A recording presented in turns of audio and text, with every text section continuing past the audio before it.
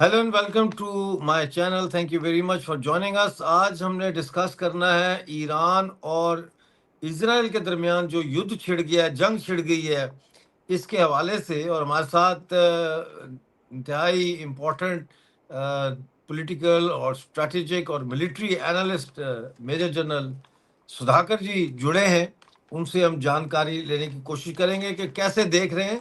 ख़ास तौर पर आज जो खबर आई है कि ब्रिटानिया ने अपने फाइटर जेट्स मिडिल ईस्ट भेज दिए हैं, तो यूं लग रहा है जैसे ये जंग एस्केलेट करेगी, अभी आगे चलेगी। जबकि इजराइल ने भी कहा है कि ये जंग जो है इसके अभी ख़त्म होने के लिए इसको शुरू नहीं किया गया।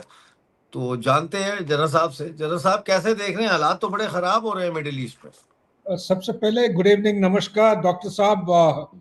आप इतने दूर से आउटरीच एक्सटेंड करके मेरे को आप पकड़ पा रहे हैं, that itself is commendable and thank you so much. मैं तो थैंक यू। कल ही वापस आया हूं, आपको मालूम है जेट जी लैग जी अभी जी। भी उसका असर है। और इसी सब्जेक्ट के साथ काफी हद तक मैं डील कर रहा हूं आज के दिन में। तो मेरा विचार इन सारे पॉइंट्स को हाईलाइट करेगा। नंबर एक, ये एक्चुअली एक दो दिन का लड़ाई नहीं है, ये एक सिविलाइजेशनल लड़ाई, एक हिस्टोरिक लड़ाई चलती आ रही है कोई सालों से। मैं तो ये कहूँगा कि ये सिया सुनी की जो लड़ाई के साथ जुड़ा हुआ है, ये मसला बड़ा लंबे दौर का ये रेस होगा, इतना जल्दी खत्म नहीं होगा। लेकिन हाल ही अगर हम देखेंगे 7 अक्टूबर 2023 से अगर हम अंदाज लगाते हैं, तो इसमें भी काफी सारे फेजेस सामने उभर के आते हैं। एक फेज था 7 अक्टूबर का, जो मैं कहूंगा ये एक कंप्लेसेंसी स्टेज था। कंप्लेसेंसी किसका? आईडीएफ का। IDF is supposed to be a formidable force in the world. Israel arm forces को फॉर्मिडेबल माना जाता है, जिसका आप कैपेबिलिटी या आप तजुर्बा की बात करिए या उनका state of the weapon system जो उनके पास है, इन सारे चीजों की वजह से ये बहुत माहिर माने जाते हैं और है बिल्कुल। एक्चुअली। लेकिन उनके नाक के नीचे उन्होंने एक कदम उठाया कि 6:30 से लेके 6:50-55 तक इलेक्ट्रोमैग्नेटिक स्पेक्ट्रम को जैम किया, उन्होंने ब्लैकआउट किया। और इसी के दौरान जो मल्टी डोमेन ऑपरेशन, एक ट्रेंड मॉडर्न आर्म फोर्सेस आज के दिन में कोई भी देश के पास ऐसा नहीं है जो इस किस्म की काबिलियत दिखा सकता है। एक नॉन स्टेट एक्टर हमाज जिस तरह कार्रवाई किया उन्होंने 25 मिनट के अंदर हमला करके 18-28 किलोमीटर अंदर जाके इजराइल के अंदर उनके सिविलियंस को मार के आर्मी के ऊपर हमला करके इतने सारे नुकसान पहुंचा के जो वापस आया। मैं तो कहूंगा कि इजराइल आर्मी का एक change of priority, shift of focus from national security, और सबसे बड़ी चीज है वो कंप्लेसेंसी है। इसको मैं मानता हूं एक फॉर्मिडेबल फोर्स का कंप्लेसेंसी स्टेज जिसको हम कहते हैं। कोई भी इस किस्म का हादसा होता है, हम पूछते हैं क्या कारण था, सब बोलते हैं, उंगली उठाते हैं, ये इंटेलिजेंस फेलियर। 9/11 क्यों हुआ था? एक सुपर पावर के खिलाफ इंटेलिजेंस फेलियर। कारगिल लड़ाई क्यों हुई? Intelligence failure. गलवान क्यों हुई? Intelligence failure. अरे बाबा, अगर हर चीज का आपका इंटेलिजेंस फेलियर है, तो फिर हम 21st सेंचुरी में कर क्या रहा है? आर्टिफिशियल इंटेलिजेंस की छाती पीट पीट के बात कर रहे हैं। सो ये एक पहलू था। दूसरा पहलू मैं कहना चाहता हूं कि जैसे ही 2024 में आया, आप देखे होंगे ये लड़ाई 2024 के अंदर ईरान और इजराइल के बीच में एक काफी सालों के बाद, तो मैं नहीं कहूंगा, शायद पहली बार एक डायरेक्ट कन्फ्रंटेशन हुआ। सो कंप्लेसेंसी सेकेंड स्टेज पे आप आ जाइए, कन्फ्रंटेशन। तो कन्फ्रंटेशन डायरेक्ट और इनडायरेक्ट, ये हमारे व्यूअर्स को समझना पड़ेगा कि इजराइल और ईरान के बीच में करीब करीब जो इंटर से डिस्टेंस है, ये फासला है, ये 1800 से 2000 किलोमीटर का डिस्टेंस है। ये डिस्टेंस नॉन कंटिग्यूस, यानी कि ज्योग्राफिकली एक दूसरे के साथ कॉमन बॉर्डर ना होने के कारण जो भी कुछ लड़ाई होती है अभी तक, ये स्टैंड ऑफ के जरिए से लड़ाई करते हैं, मिसाइल के जरिए, या एयरक्राफ्ट प्लेटफॉर्म से स्टैंड ऑफ मिसाइल लॉन्च किया जाता है, या साइबर अटैक, या इलेक्ट्रोमैग्नेटिक अटैक के जरिए से होता है। लेकिन बुट्स ऑन ग्राउंड का अभी तक कोई मसला आया नहीं है। ये डिस्टेंस को एड्रेस करने के लिए ईरान चाह रहा है कि इजराइल के ऊपर कॉन्स्टेंटली परसिस्टेंटली उनके ऊपर दबाव डाल के रखे। वो कैसे रखेंगे तो उसको बोलते हैं ऑक्टोपस डॉक्ट्रिन। ऑक्टोपस डॉक्ट्रिन होता क्या है, उसका टेंटिकल्स होते हैं ऑक्टोपस का, और ऑक्टोपस का एक माथा होता है, और टेंटिकल्स के जरिए से हुतीस की बात करिए, हमास की बात करिए, हिजबुल्लाह की बात करिए, एक है हसीब साहिबा, एक ग्रुप है जिसको 4 एच को वे मानते हैं, लेकिन ये चौथा एज को ज्यादातर ओपन मीडिया में बातचीत या चर्चा नहीं होती है, 3 के बारे में ज्यादा होती है, और तीनों के जरिए से ईरान ने उनको सपोर्ट दे रखा है।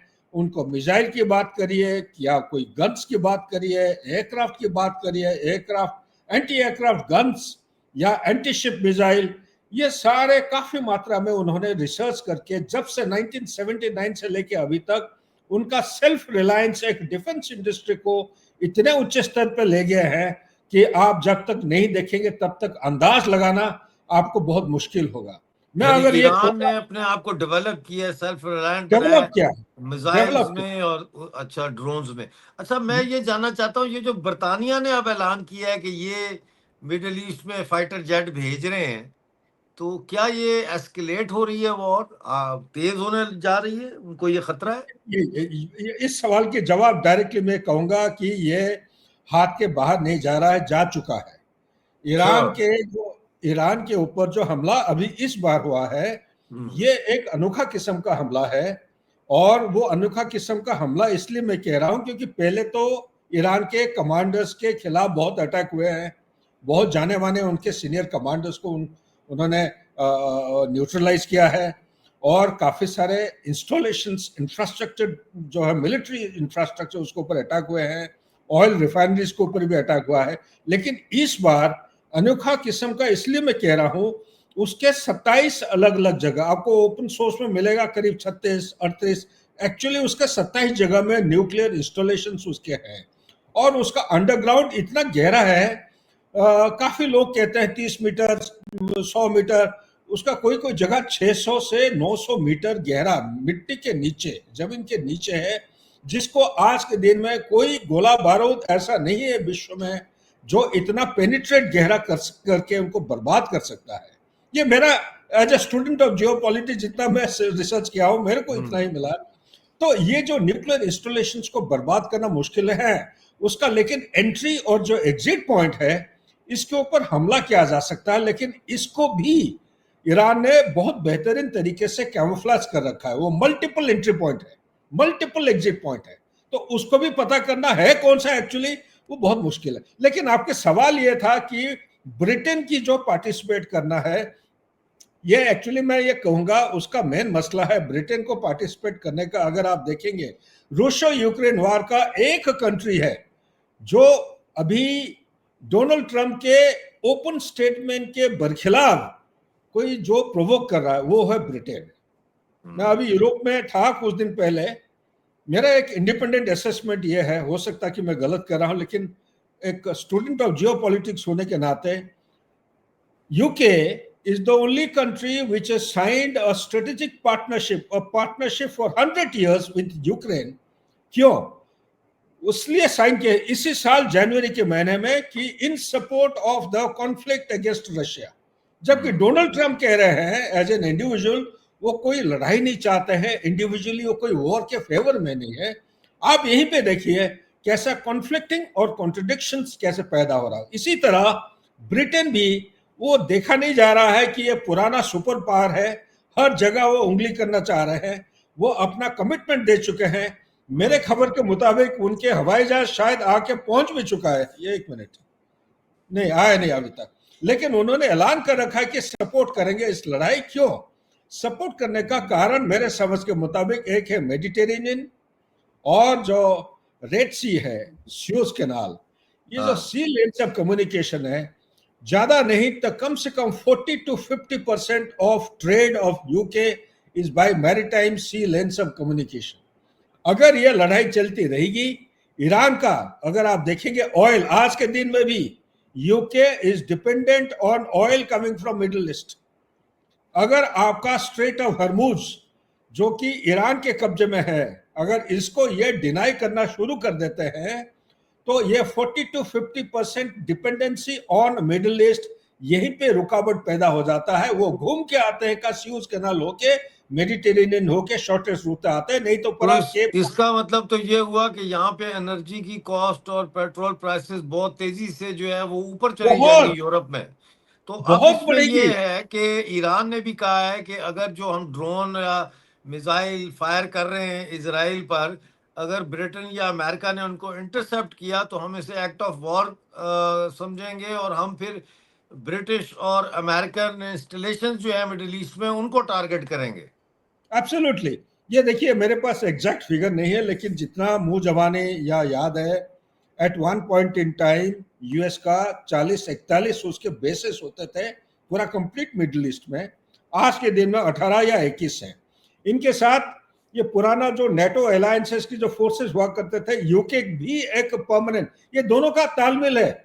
यूएस और यूके ये कोई कोई जगह ये शेयर कर रखे हैं बेसिस को, लेकिन मेरे पास उसका एक्यूरेट डाटा नहीं है। तो मैं सिर्फ ठीक है। इतना ही कहूंगा, एक ये परमानेंट एलाई होने के नाते यूके एंड यूएसए, तो यूएसए का कमिटमेंट जहां पे भी होता है उधर without a question being asked UK fourth rightly spontaneously हमेशा सपोर्ट करता है। और इसी के वजह से ना केवल ये फ्यूल की प्राइस राइज होगा, बल्कि फूड एंड फर्टिलाइजर इसका भी प्राइस काफी मात्रा में बढ़ने की, आज के दिन में यूके का परिस्थिति ऐसा हो रखा है।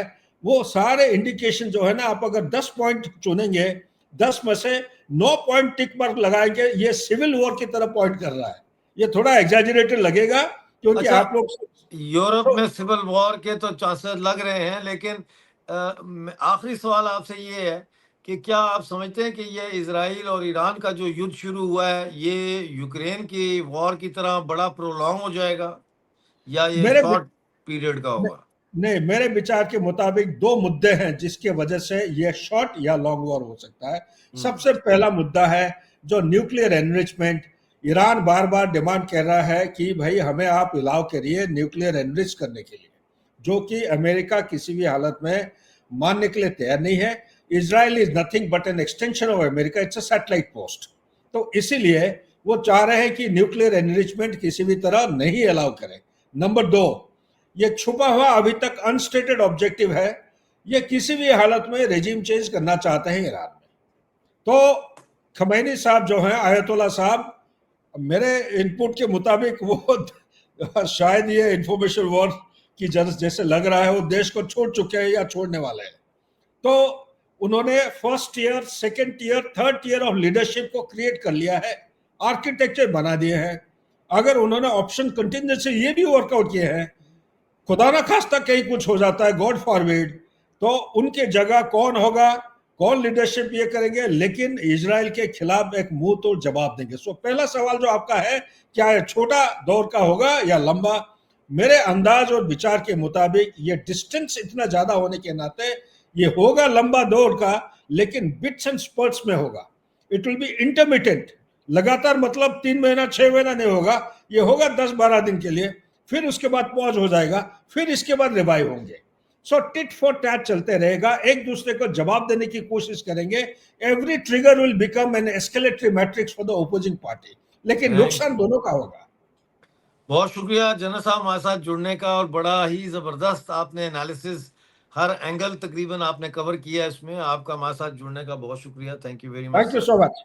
थैंक यू फॉर जी। Your time and for joining me on this show. नाजरीन, जैसा कि आपने देखा है, ईरान और इजराइल का जो जंग चल रही है, ये मेरा अपना ज़ाती ख्याल ये है कि ये तो चलेगी अभी, इसलिए कि इजराइल ने अब जो हमला किया है, तो इजराइल जब तक ईरान के तमाम न्यूक्लियर एसेट्स जो ओवर द ग्राउंड हैं, जिनके बारे में पता है, उनको तबाह नहीं कर देता, और जब तक ईरान में मेरा ख्याल है रजीम चेंज ट्रिगर नहीं होती, ये जंग लगता यही है कि जारी रहेगी। बहरहाल, जैसे कोई अपडेट आएगी वो लेकर आपके साथ हाजिर होऊंगा।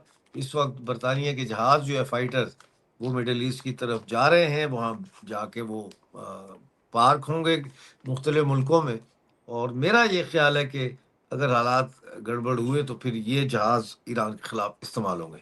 अपना बहुत सारा ख्याल रखिए।